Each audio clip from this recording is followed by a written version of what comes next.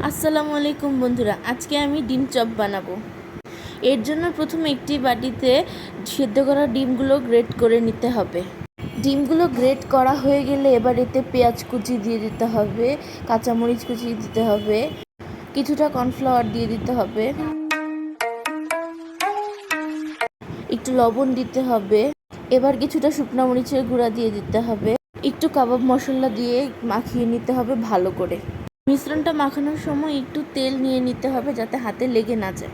মিশ্রণটা মাখা হয়ে গেলে নিজের পছন্দ মতো শেপ দিয়ে নিতে হবে চপগুলোকে। এবার একটি প্যানে তেল গরম করে নিতে হবে। তেল গরম হয়ে আসলে এবার এক এক করে চপগুলো তেলে দিয়ে দিতে হবে।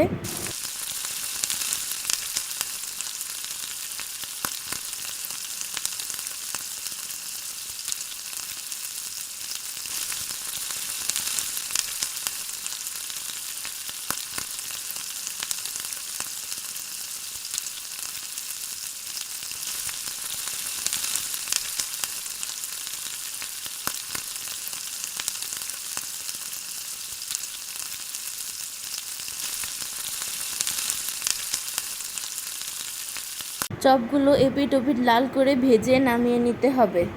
এখন আবার কতগুলো চপ তেলে দিয়ে আগের মতো সেম প্রসেসে ভাজতে হবে।